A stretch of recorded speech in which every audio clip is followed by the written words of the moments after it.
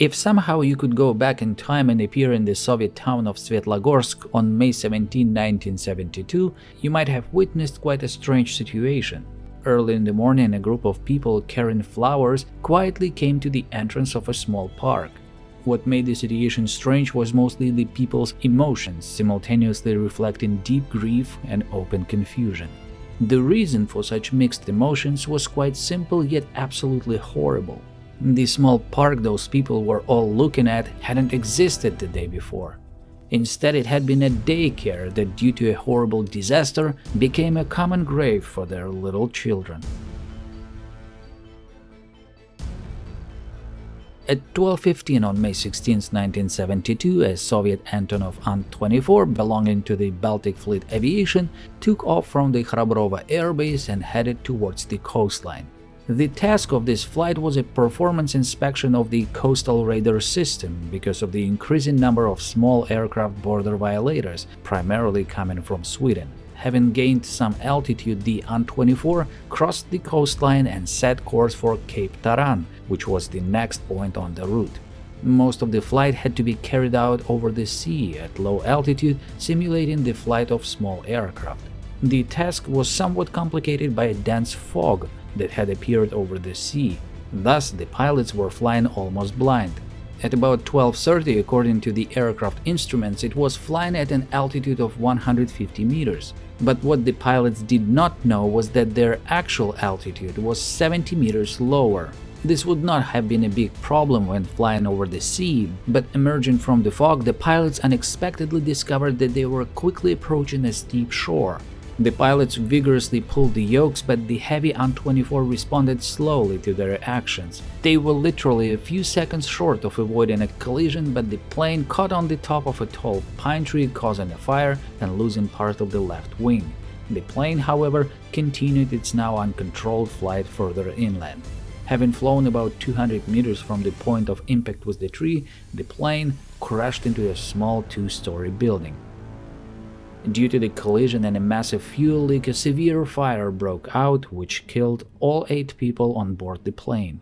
Meanwhile, out of those in the building, only 2 people managed to miraculously escape and survive. However, the other 27 perished in the fire. Tragically, the building the plane crashed into was a local kindergarten, and 24 of those who perished were little children aged 2 to 7 years old who had just returned from a walk and were sitting down for lunch. Needless to say, the crash was a huge shock for the town of Svetlogorsk, with a population of just 8,000 people. To investigate the accident, a military commission was urgently sent from Moscow, led by no less than Deputy Minister of Defense Nikolai Alexeyev himself. Not long after their arrival, the commission stated that the cause of the crash was the unsatisfactory preparation and flight management, and afterwards the disaster and all details of the investigation were completely classified. The first mentions of the horrible tragedy in Svetlogorsk started to appear in newspapers only in the late 90s, way after the collapse of the USSR. However, up until today, there has been no official publication of the investigation materials. In the absence of official investigation results, the disaster spawned numerous accounts and rumors, the most popular of which was that the entire An-24 crew went on the flight while dead drunk, which allegedly slowed their reaction time, causing them to fail to avoid emerging obstacles and ultimately crashing into the kindergarten. Due to the lack of any new information, the crash was forgotten for quite a while, until in 2012 the 1972 accident once again received some attention when, unexpectedly, a very important witness to the disaster appeared out of nowhere, giving an interview to a small local newspaper. The witness confirmed the version about the drunk pilots, and at first glance there was no reason to doubt the witness, as it was Mikhail Slobodchikov, one of the crew members of the very Antonov An-24 that had crashed, who by pure luck was not on board the plane on that fateful day in 1972. Slobodchikov claimed that the aircraft crew decided to celebrate the second pilot's birthday. Slobodchikov, though, who did not drink alcohol, did not join the crew in celebration. According to him, the crew drank heavily all night and in the morning, while still drunk and having to conduct the flight, bribed the military doctor with a bottle of alcohol so to pass a medical pre-flight examination. Slobodchikov said that he also should have been on board the plane that morning, but right before the flight he was all of a sudden replaced by another airman. According to his story, he was saved from death by chance. The regiment commander crashed his car into a tree, and instead of going on the flight, Slobodchikov was ordered to repair the commander's car, as he was a very good auto mechanic as well. Since then, Slobodchikov's statement, which seemed to decisively seal the version about the drunk crew, have been cited many times in almost every article regarding the disaster in Svetlogorsk in 1972, and Slobodchikov himself even took part in one of the TV talk shows dedicated to this tragedy. But for me personally, Slobodchikov's statements had the completely opposite effect. The thing is that the articles only quote selected parts of his testimony, but if you read his very first interview in full, and even more so compare it with his words on the talk show, the overall impression of Slobodchikov is not so certain, you could say. The first indication is the multiple inconsistencies in his words. For example, in the interview he said that he was ordered to remain silent about the crash for 30 years, but on the talk show he said that it was 40 years. In 2012, Mikhail said that the pilots themselves bribed the doctor, while on the talk show he claimed that it was he who did it on the orders of the commander. In the interview, it is the regiment commander who crashed his car, but on the talk show, the car belongs to the political officer. To be fair, none of these statements change the overall story, but rather they tell us more about the personality of Slobodchikov and thus affect the trustworthiness of his statements. Take, for instance, the very story of the car repairs, due to which Mikhail, according to his words, was replaced on the flight crew. Перед вылетом подъезжает командир полка на газике, прямо к самолету. Командир полка привозит механика Гаврилюка Николу. Мне говорит, самолет приказываю сдать, а ему, Гаврилюку, принять самолет. А мне приказывает, чтобы за неделю сделать машину замполиту полка. And now, just for a second, can you imagine the regiment commander, that is a high-ranking officer in the rank of colonel, dropping everything he was doing and urgently looking for a man to replace Slobodchikov in the crew so that Slobodchikov could immediately start repairing someone else's car? Repairs which, according to Mikhail himself, were supposed to last a week. A whole week, but for the sake of the political officer's car, the regiment commander could not wait even an extra hour, and therefore he allegedly jumped into the car and urgently drove himself to the plane so that Slobodchikov, God forbid, would not depart on a flight that was supposed to last just a little bit more than half an hour. You see, I do not doubt the very fact that Slobodchikov was replaced in the crew. What I doubt, though, is the overall circumstances and the details of his story. I think everyone knows my attitude towards the Soviet army, yet I still try to use common sense. And this is precisely where problems arise when reading Slobodchikov's stories, as he told them in his interview. An interview, by the way, that he didn't plan to give, as the very end of the article states that Slobodchikov came to the newspaper office to complain about his home utilities bill. It is worth adding that while most of the An-24 crew were officers, Slobodchikov, meanwhile, was just a flight mechanic with the rank of praporshik. Not to diminish in the slightest the importance of this position, yet it is still worth being realistic when understanding Slobodchikov's place in the crew. And judging by Slobodchikov's stories, his role in the crew was very high, if not to say exceptionally high. For example, according to him, on one of their work trips, the entire crew once again got completely drunk and simply fell asleep at the airfield. Everyone, that is, except the co-pilot, whom Slobodchikov forbade to drink. According to Mikhail, when it was time to fly away, they simply loaded the bodies of the drunk crew into the aircraft's cargo cabin and then took off. While in flight, right before landing, Slobodchikov began to explain to the second pilot some of the peculiarities of the landing. On the descent, however, the pilot got confused anyway, and they were about to crash if not for Slobodchikov, who, quote, snatched the controls from the pilot and took the plane on a second circle, after which he landed. And his other stories are in the same spirit as well, which to me sound more like the stories of an old man who all of a sudden received his moment of glory and decided to live it to the fullest. But perhaps the main reason for my slight distrust of Slobodchikov's words is his excessive exaggeration and demonization of alcohol in all his stories. Slobodchikov claims that he did not consume alcohol at all, and personally I appreciate his life choice because in the reality of the USSR, with its social life heavily based on drinking, it was incredibly difficult to stick to such a choice. This really deserves respect. However, it seems to me it does not justify taking everything to the utmost extreme. For example, according to Slobodchikov, the evening before the disaster, the crew decided to celebrate the second pilot's belated birthday, which was postponed due to a work trip. Slobodchikov claims that he refused to join the celebration and went home. The other crew members, meanwhile, didn't go home, as he says, and drank heavily all night until the morning. That is, he himself admits that he was not present at the celebration and did not witness them drinking, and his statement about heavy drunkenness is solely his assumption. I think many of you understand that going for a drink does not necessarily mean you get completely wasted. Slobodchikov, though, claims that the next morning the still drunk commander ordered him to go and bribe the doctor with a bottle of alcohol in order to obtain permission to fly. And here as well, Slobodchikov specifically emphasizes that the military doctor was also an alcoholic and was also suffering from a heavy hangover that morning. Иду в санчасть, прихожу к майору Достанко, врач полка. Я говорю, экипаж с похмелья, пройти мы не можем комиссию. Он говорит, ну и что? Я говорю, вот бутылка спиртки. О, а мне как раз опохмелиться надо. О. Я ему отдал бутылку спирта, он написал справку, экипаж прошел медкомиссию. И когда самолет уже упал, он пьяный лежал в санчасти. Спирта он напился.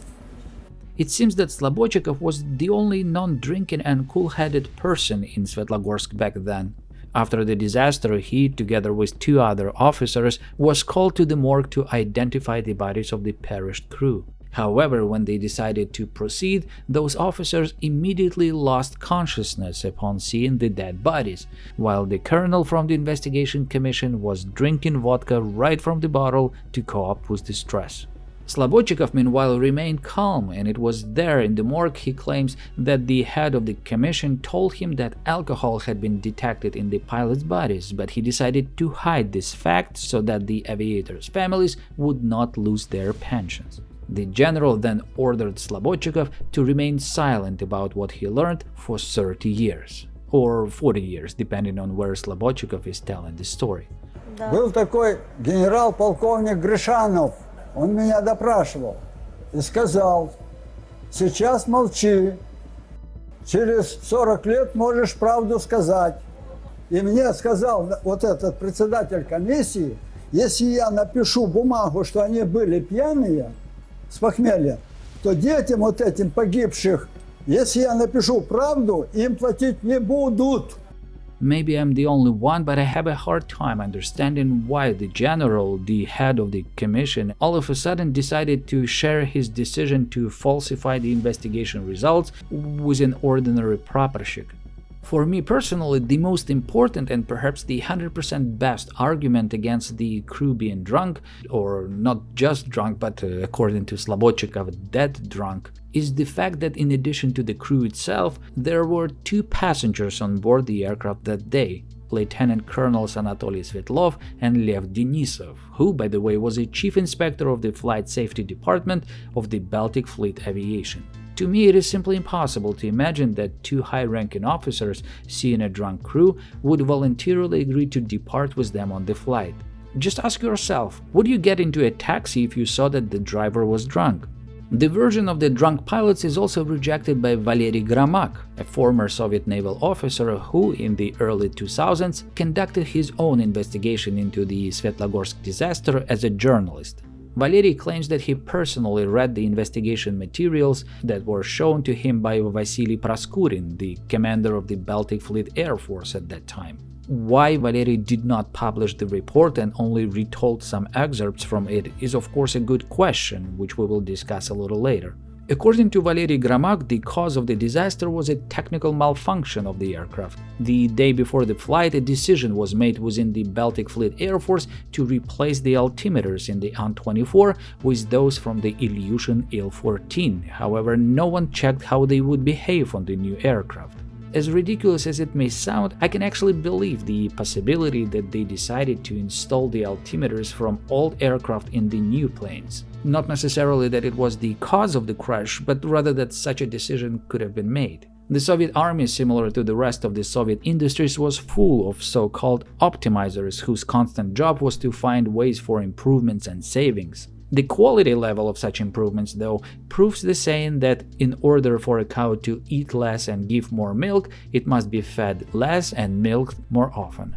According to Gramak, the black boxes of the crashed plane recorded that the altimeter showed an altitude of 150 meters above sea level, while in fact from the foot of the cliff to the top of the pine tree that the plane collided with, it was no more than 85 meters. The error in the readings was 65 meters. According to Gramak, experiments conducted later showed that the altimeter taken from the Il-14 and installed in the An-24 had a margin of error between 60 and 70 meters. And it is this precise coincidence in the error margin, not 15 meters, not 25, not 90, but precisely 65 meters, which is exactly what you get by subtracting 85 meters from 150, that to me gives away the Soviet army and its infamously dull creativity when fabricating lies and excuses. Perhaps I'm wrong, but to me it seems too strange, even for the Soviet army, that untested altimeter was installed on a plane and the first flight chosen to test it was an An-24 flight in bad weather conditions and whose flight mission implied a flight at a low altitude. Unless the crew was not aware of the altimeter replacement, and it was all true indeed, since one of the consequences of the disaster, as Gramak states, was a secret order from the Minister of Defense, which however no one has ever seen, according to which about 40 military officials were fired for the ill-considered replacement of the altimeter. But as much as I have a hard time accepting Slobodchikov's over-exaggerated drunk accusations, I can't fully accept Gramak's faulty altimeter vindication of the crew either, since no matter what the altimeter condition was, the plane simply shouldn't have been at Svetlogorsk at all. Gramak himself in his article provides the An-24's flight plan, and when simply putting all the route stages on the map, it becomes obvious that crossing the coastline near Svetlogorsk was never part of the flight plan. So Gramak's statements that the investigation report of the An-24 crash does not cast a single doubt on the professionalism of the crew is simply not true either. I don't have the answer to why the plane crossed the coastline in a place where it shouldn't have been. The most obvious possibility that comes to mind is that the crew made a navigational error, quite possibly due to the navigator not having proper rest the night before. However, it's also possible that the crew deliberately turned towards the land due to technical malfunction, engine failure for example, especially considering that Slobodchikov mentioned in his interview that they made at least several emergency landings due to various malfunctions. If you ask me, I think it is quite possible that a combination of multiple negative factors took place all at the same time.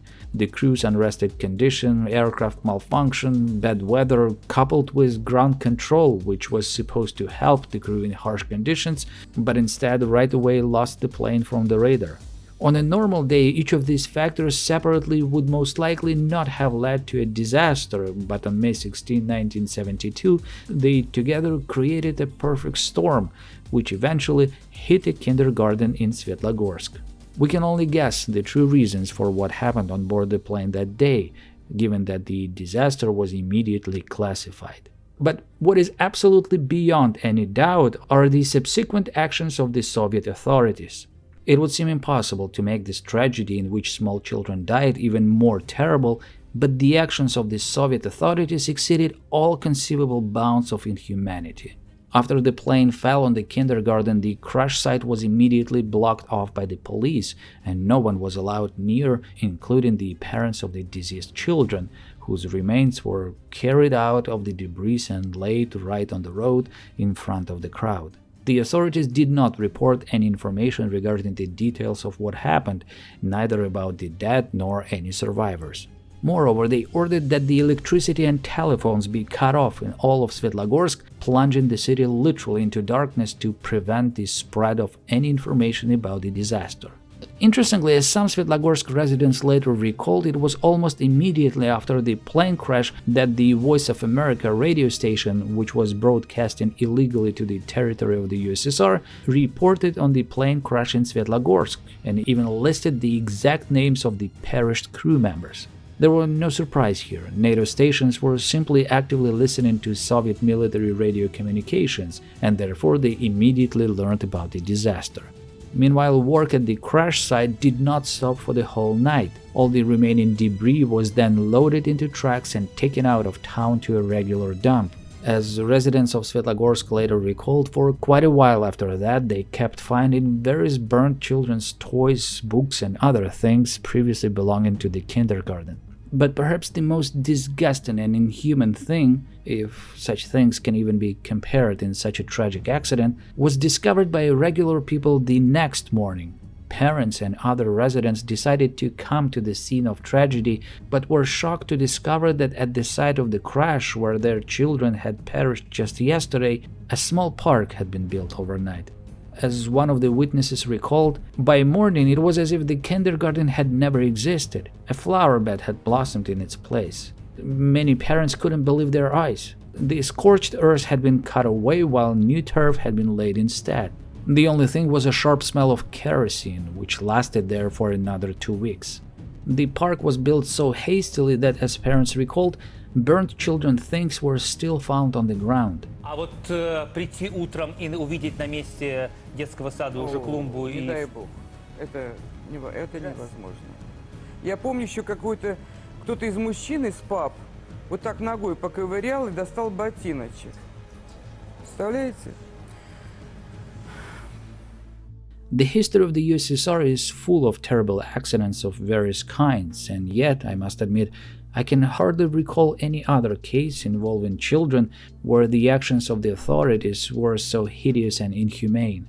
What is interesting, though, is that the kindergarten that was destroyed was sort of an elite one, where it was almost impossible for ordinary children to get into. Among the parents of the dead children were in particular the head of the city's communist organization, a judge, high-ranking police officers, and yet this did not change the Soviet system's attitude towards its people, even those representing the system itself. Of course, building a new park on top of the destroyed kindergarten to cover up the disaster was not aimed at the residents of Svetlogorsk, not to mention the parents of the dead children. No matter what they built or did there, it was simply impossible for the parents to forget that they had lost their children in that place. Although I must admit that the Russians unexpectedly surprised me even on this point, but more on that at the very end. Of course, the new park was aimed at the city's guests. Many tourists were coming to Svetlogorsk every day due to its good beaches and beautiful surroundings, and looking at the park, it was much harder for a visitor to believe the anti-Soviet rumors that there used to be a kindergarten there on which a Soviet plane had crashed, killing 23 children. It was simply impossible to believe in such cruelty on the part of the authorities, which means that those who spread such false rumors were simply enemies of the Soviet system. As simple as that. In order to minimize publicity on the day of the funeral of the victims, all local trains to Svetlogorsk were cancelled, and traffic on the roads connecting the regional center with Svetlogorsk was significantly restricted. Despite this, almost 10,000 people gathered at the cemetery on the day of the funeral. And yet, not a single Soviet newspaper or radio station of that time issued a single line or a single word in regards to the horrible tragedy that occurred in Svetlogorsk. This air crash, similar to many others that occurred in the USSR, was completely classified, and official investigation data has not been published, neither in Soviet times nor to this day. And the likelihood that it will happen in the near future is extremely low, if it's possible at all. More than 50 years have passed since the disaster, meaning all possible secrecy classifications have long been removed. But publishing the data about such a disaster would definitely cast a shadow on the sacred image of the great USSR and its wise leaders. Thus, it shouldn't be allowed to happen, as too much money and resources have already been spent in building that bright image of the USSR and its no less bright successor, the Russian Federation. How many resources, you may ask? When making this video, I decided to find the social media profiles of the parents of the deceased children. I thought that as a conclusion for my video, I'd show these people, the real Soviet people, who in the most terrible way learned the true face of the USSR, that greatest country of all. But that was foolish of me. Here is Lyubov Sapatko, who you may already have seen in the excerpts of the talk show that I have shown in my video. This is her public profile, meaning the information that she herself decided to make visible to anyone on the platform. In that horrible 1972 accident, Lyubov lost her 3-year-old daughter named Victoria. I simply cannot imagine the level of pain that she experienced back then, and I sincerely hope that none of us will ever have to live through anything like that. I truly do. But these are my desires based on my moral values. Lyubov, meanwhile, judging by the posts that she likes, feels that for her the time of the USSR was the golden time of her life. And for me, it's not just hard, but simply impossible to imagine. How? How can you like the country that created such conditions that you lost the most precious thing in your life, your child? The country which after that not only did not help you in any way to cope with the tragedy, but in the most disgusting and inhuman form made it look as if neither the tragedy nor your child had ever existed at all. And what's more, to like and admire the person who has set out to revive and bring back this inhuman system. A person who, in pursuing this goal, doesn't even hesitate to kill children in another country that refuses to return to the USSR. I don't have a conclusion for this story. I simply don't. All I know is that it's foolish to expect Russians to have compassion for others' children when they have no respect even for their own. The 1972 Svetlogorsk air crash, though not the deadliest or most catastrophic, holds the #1 spot on my personal list of the most awful Soviet accidents exposing the true nature of the USSR. A close second is the crash of Aeroflot Flight 6502, a tragedy that claimed the lives of 70 innocent people and occurred solely because of a reckless bet between the pilots, when one of them claimed he could land the plane blindly, relying solely on instruments.